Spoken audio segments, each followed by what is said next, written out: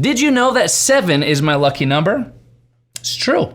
But does that make the Pixel 7 Pro my lucky Pixel? You're gonna have to watch to find out.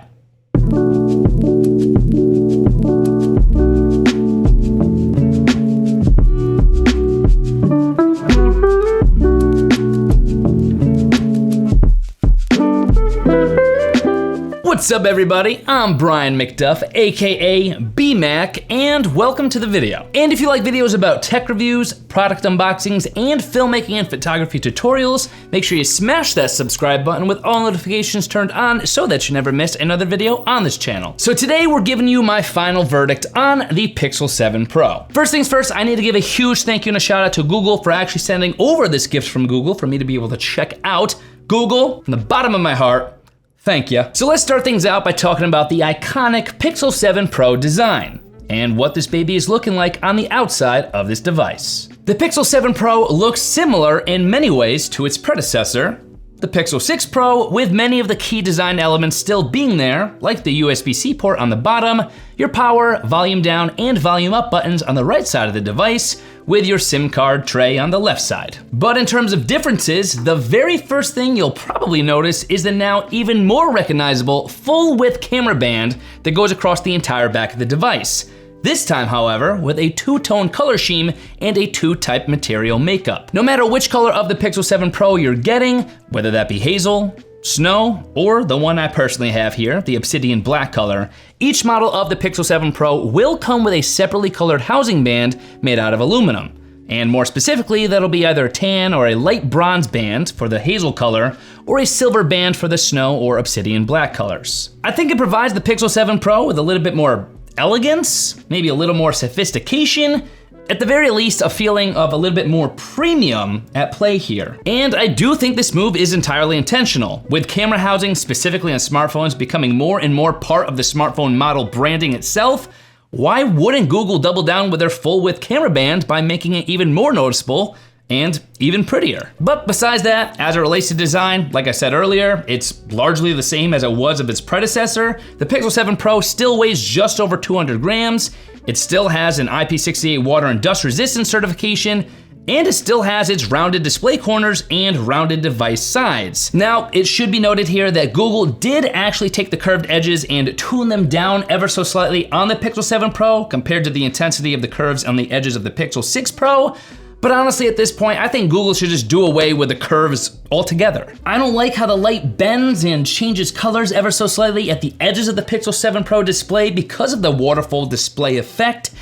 I don't like how I still do occasionally have some accidental display presses on the display when gripping the phone with my palm.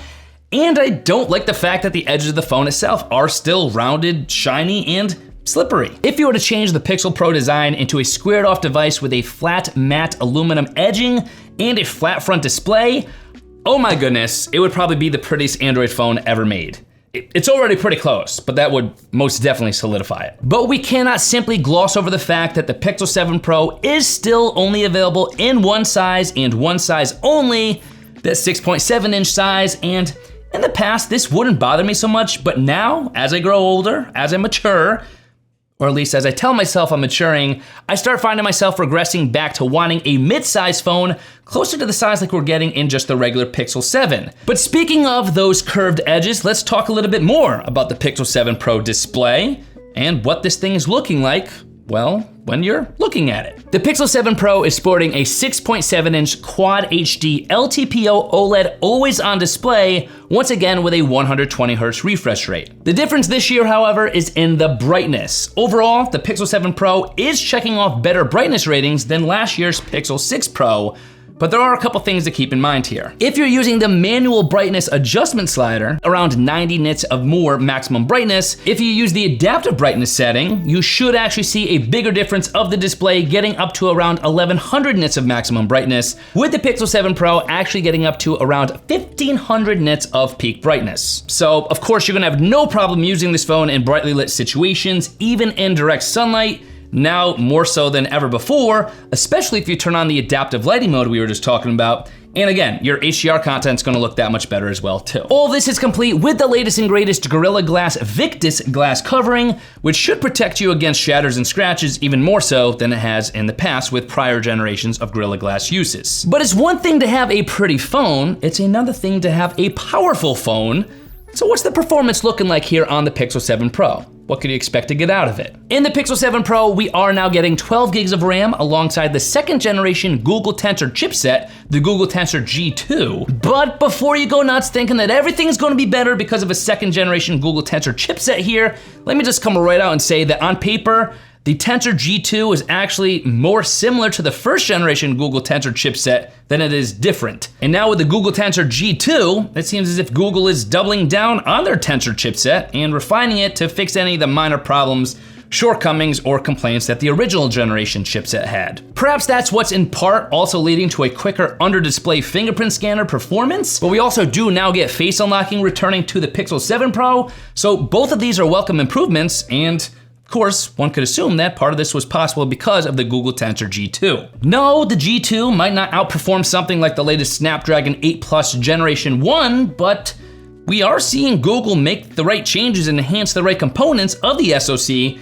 to give us a lot of hope for the future, while of course at the same time delivering us an impressive amount of performance and reliability in the present. But part of that performance is what's driving one of my personal favorite features of any smartphone, the camera system, and the kinds of photos and videos that the Pixel 7 Pro this year is capable of. In the Pixel 7 Pro, we are once again getting a 3-lens camera system. We're getting a 50 megapixel f1.9 OIS wide lens, a 12 megapixel f2.2 OIS ultra wide lens, and a 48 megapixel f3.5 tele lens with video capabilities up to 4K 60 frames per second with 10-bit HDR support, up from the 8-bit HDR support we got last year. And for you selfie lovers out there, you are also getting a 10.8 f2.2 ultra wide selfie lens, which is also capable of up to 4K 60 frames per second video. But if most of these lens specs sound a little bit familiar, that's because they should. The Pixel 7 Pro camera hardware is almost identical to that of the Pixel 6 Pro. However, there are some welcome key differences here that might not be so readily apparent. For one thing, the ultra-wide angle lens has actually been improved. It now does have autofocus and a 126-degree angle of view, which will allow for a new macro focus mode for macros on objects as close as 3 centimeters from the lens. On the tele lens, we're getting a 5 times optical zoom lens instead of a 4 times, with super res zoom up to 30 times. All this backed by the performance power we just talked about with the Google Tensor G2 to allow for an overall even more impressive machine learning computational photography experience. But with all that taken into consideration, seeing the photos I've been able to capture on the Pixel 7 Pro, it just never disappoints, and no matter what lens you're using, no matter what kind of lighting conditions you're in, you'll pretty much always be happy with the Pixel 7 Pro camera results because, I mean, goodness, just look at those photos. I know that I am. But how long can you expect the Pixel 7 Pro to last for? What's the battery life looking like on this new Google flagship smartphone? The Pixel 7 Pro houses a 5,000 milliampere hour battery capacity, which is the same size as last year's Pixel 6 Pro battery, and with the second generation Google Tensor G2 chip being a more efficient and more refined chipset altogether, one should expect battery life to be a little bit better, right?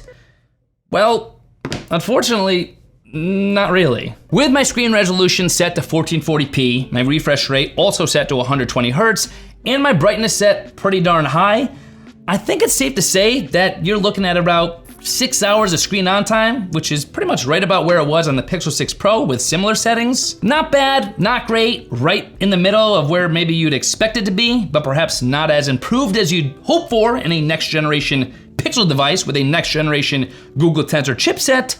But again, that's what we're working with here. It is a slightly more refined, more enhanced performance with perhaps just slightly better battery life. But with all this having been said, here are my final thoughts on this Pixel 7 Pro.